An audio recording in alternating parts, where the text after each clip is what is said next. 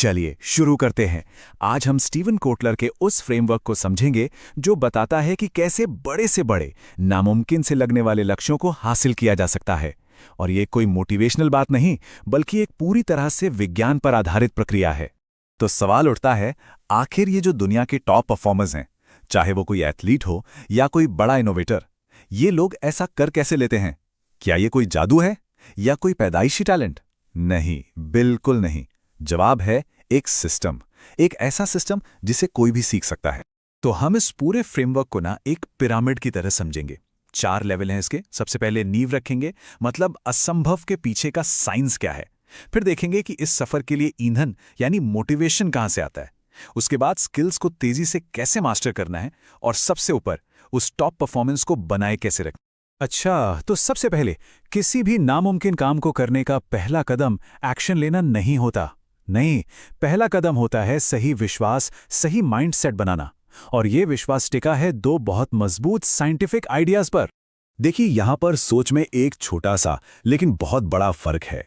एक तरफ है मैं ये नहीं कर सकता, और दूसरी तरफ है मैं इसे बेहतर कैसे कर सकता हूं। बस यही फर्क है फिक्स्ड और ग्रोथ माइंडसेट में।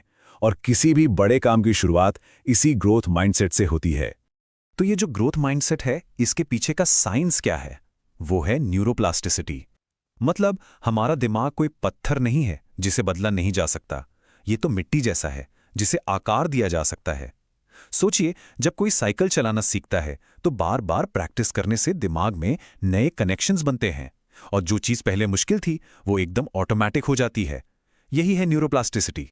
चलिए, तो हमारे पिरामिड की नींव तो तैयार हो गई। अब आते हैं इसकी दूसरी लेयर पर। अब बात करते हैं उस ईंधन की जो इस लंबी यात्रा पर हमें आगे लेकर जाएगा। तो देखिए, मोटिवेशन 2 तरह का होता है। एक तो बाहर से आता है, पैसा, तारीफ, शोहरत। ये कुछ देर तो काम करता है, लेकिन जो असली और लंबे समय तक चलने वाली सफलता होती है ना, जैसे कि एलॉन मस्क या मैरी क्यूरी की, वो हमेशा अंदर की आग से आती है। एक जुनून, एक जिज्ञासा, जिसका बाहरी दुनिया से कोई लेना देना नहीं होता। और ये जो अंदर की आग है ना, ये अक्सर एक बहुत बड़े मकसद, जिसे MTP यानी मैसिवली ट्रांसफॉर्मेटिव पर्पस कहते हैं, उससे जुड़ी होती है। इसको समझिए एक नॉर्थ स्टार की तरह जो हमेशा रास्ता दिखाता है। ये इतना बड़ा मकसद होता है कि रास्ते में आने वाली हर मुश्किल छोटी लगने लगती है।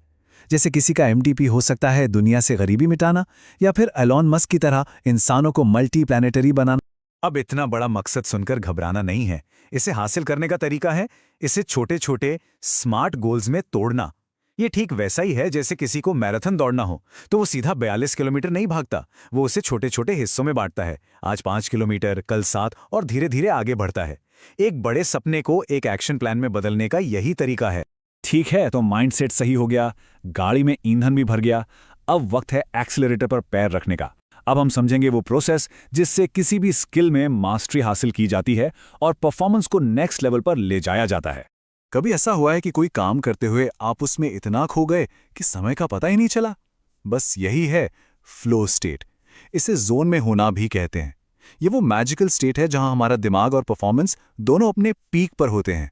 माइकल जॉर्डन जैसे बड़े एथलीट्स अक्सर इसी स्टेट में खेलते थे। मजे की बात यह है कि फ्लो स्टेट कोई तुक्का नहीं है। ये एक पूरा साइकिल है जिसके 4 स्टेज हैं।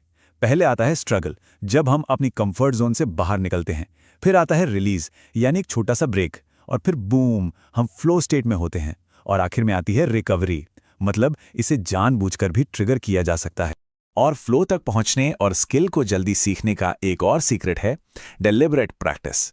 अब इसका मतलब सिर्फ घंटों तक एक ही चीज को रटना नहीं है। नहीं, इसका मतलब है जो चीजें पहले से आती हैं उन्हें नहीं, बल्कि अपनी कमजोरियों पर फोकस करना और लगातार खुद को थोड़ा और मुश्किल चैलेंज देना।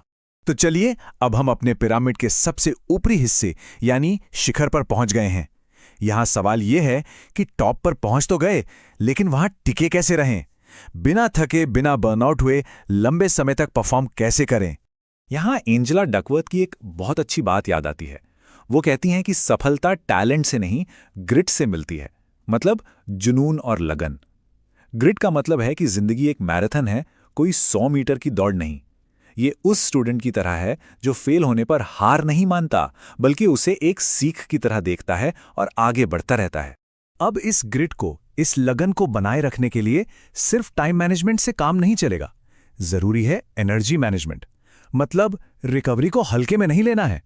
अच्छी नींद, सही खाना, थोड़ी बहुत एक्सरसाइज और दिमाग को आराम देना, ये सब इस प्रोसेस का जरूरी हिस्सा है, कोई ऑप्शनल चीज नहीं।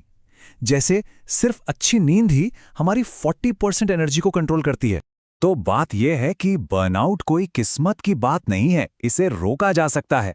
बस कुछ स्मार्ट तरीके अपनाने होंगे, जैसे काम और पर्सनल लाइफ के बीच एक लाइन खींचना, 80-20 रूल लगाना, मतलब अपना 80% टाइम उन 20% कामों में लगाना जो सबसे ज्यादा रिजल्ट देते हैं। और हाँ, छोटे छोटे ब्रेक लेना और कभी कभी डिजिटल दुनिया से भी छुट्टी लेना बहुत जरूरी है। तो लीजिए, हमारा पीक परफॉर्मेंस पिरामिड तैयार है। नींव में है सही माइंडसेट, फिर आता है मोटिवेशन का ईंधन, उसके ऊपर है स्किल का इंजन, और शिखर पर है लंबे समय तक टिके रहने की कला। तो देखा, इम्पॉसिबल को हासिल करना कोई जादू नहीं है, ये एक पूरा साइंस है, एक प्रोसेस है जिसे कोई भी फॉलो कर सकता है। ये फ्रेमवर्क टॉप परफॉर्मेंस के कोड को क्रैक करता है। ये मुश्किल से मुश्किल चीज को भी एक step by step road map में बदल देता है।